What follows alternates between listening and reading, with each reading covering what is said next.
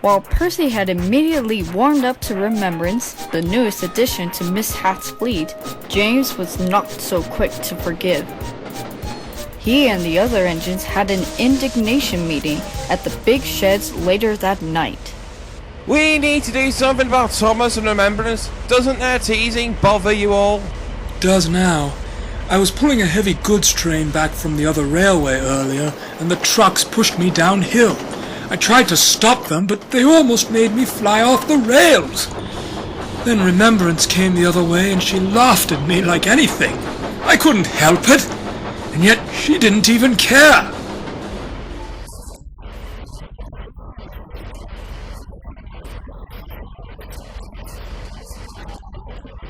Okay, that's even worse than what I went through.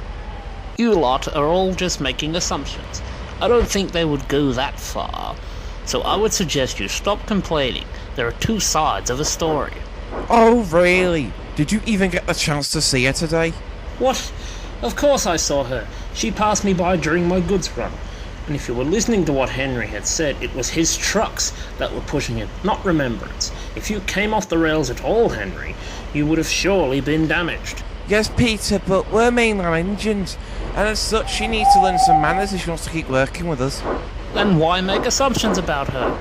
I don't think she'd be very pleased about that. From what I saw, she's a hard-working engine. At least she doesn't complain about shunting.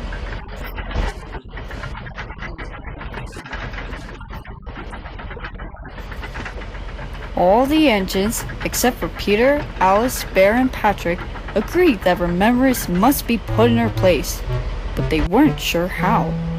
Looks like we'll have to consult Gordon about it. He'd know what to do. Hello, everyone. I hear you're planning on consulting Gordon about something. Indeed, it's about you and Thomas. We're sick of your teasing. It's time you learnt some manners around here. Excuse me? I was only joking, James. That's just the way I am sometimes. I can help that. If anyone needs to learn some manners, it's engines like you. Oh, look who's talking. Also, I've been able to keep Gordon's timing during my time here, and he even congratulated me on it when I stopped for a drink. That's nothing. I could go twice that speed with my trains easily. Oh, really? Care to place a wager then? You're on. Okay, now you're both being silly. Henry's right, James. And don't take him too seriously, Remembrance. He's acted like this before. But Remembrance just winked at Alice. The next morning, the big blue engine backed down onto her coaches, ready for the Sudrian. James did the same thing for his local train a few moments later. Isn't this wonderful, James? You and I, waiting to start our journeys like any sensible engine would. Well, it wouldn't be very sensible to lose a splendid engine like me, that's for sure. We'll see about that. And at the sound of the guard's whistle, Remembrance set off.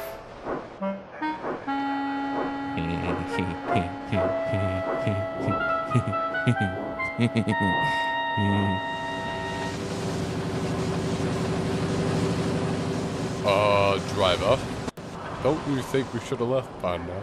Hang on, let me check. Well, that's torn it.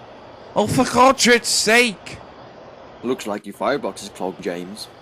Oh well, that's nothing my old shovel can't fix. Do honey, fireman, how can I put that silly big blue engine in her place if I can't start? It took several minutes to clean out his firebox, but at last James was able to start his journey. Finally, now we can get going. Come along, come along.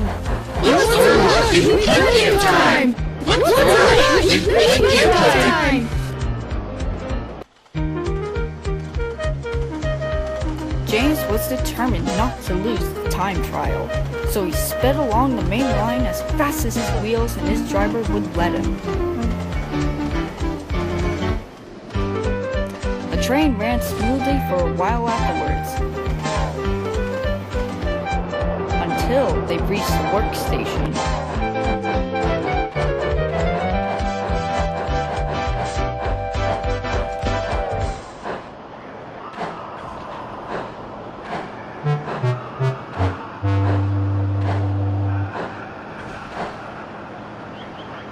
Clogged again. I don't understand it. This is the second time it's happened to us this whole trip. Well, isn't that lovely? You have to be inspected at the works when we finish our journey. We haven't time now. The fireman got out his shovel and once again set to work clearing away the debris from James's firebox. Only then could the train start once more.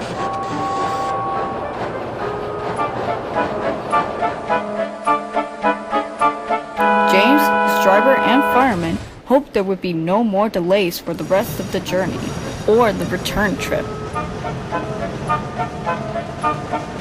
But the fireman still checked the firebox at the next station, just to be sure. Henry's tunnel was near. James thundered towards it, determined not to let anything else stand in his way. But as he was halfway through the tunnel, a cloud of black smoke billowed from inside his cab. His fireman opened the firebox door, but as he did so, your fire's out of control, James! Help! Help! Fire! quickly the fireman waved his shovel towards the fire in an effort to bring it under control. Smoke blew into his face, and he was starting to get burns on his skin. The same thing was happening to the driver. Quick, driver! Grab a shovel, help! Help me! The driver looked around for another shovel, but the smoke was so thick that he couldn't see a thing. Huh? Fire! James' cab! It's on fire!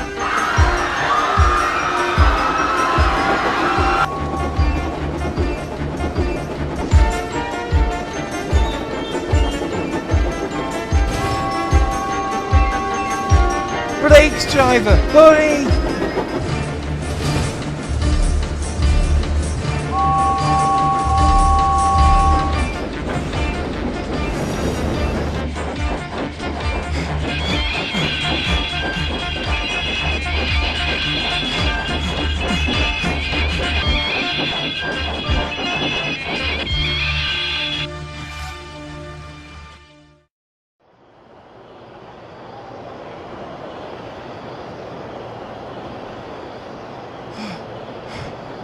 I'm alright, and I thought the station was going to bust my buffers. Not again!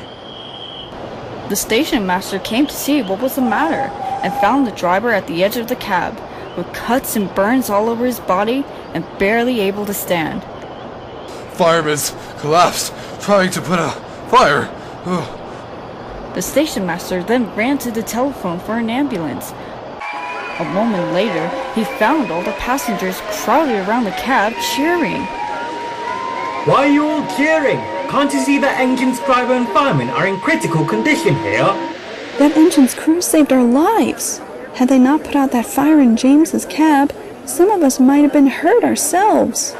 It wasn't long before paramedics came with stretchers to take the injured men to the hospital.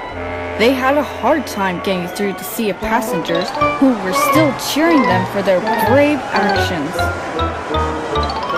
But no one paid any attention to James, who by now was feeling rather humiliated. Oh great, now she's gonna laugh at me again. James, what happened here? The station master was at the barbecue. What do you think happened here?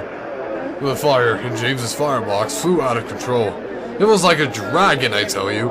Can you take him to the works on your way back to Knapford? Of course. Well, what about my passengers? Who's going to look after them? Well, why don't we add his coaches to my train? Unless they're bound for Barrow and Furnace. And so it was arranged. Remembrance shunted her coaches back to back onto James's train, and once everything was ready, she set off with James in tow.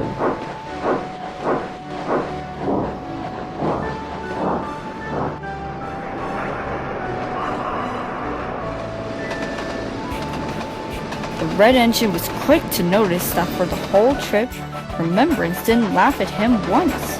Instead, she felt sorry for him, and was concentrating on moving him and his train as well as her own. At the works, Jeff the work diesel collected James and shunted him into one of the sidings next to Gordon. Fire and smoke, James! Your cab looks like it was attacked by a dragon! James told him what had happened earlier. Tell me, was that how you were easily able to go twice my speed? Remembrance told me about that bet of yours from last night. Okay, but out of all seriousness, take my advice and show some respect for your fellow mainline engines every now and then. Remembrance is now one of us, after all. James knew that Gordon was right. A few days later, James returned from being mended. He made amends with Remembrance, and the two of them soon found themselves chatting away like old friends. But the other engines teased him for quite some time afterwards, and made jokes about a dragon who lived in his firebox. Percy had also made peace with Remembrance, and while she still teases the other engines for any misfortunes they fall victim to, they don't mind. They know it's all in good fun.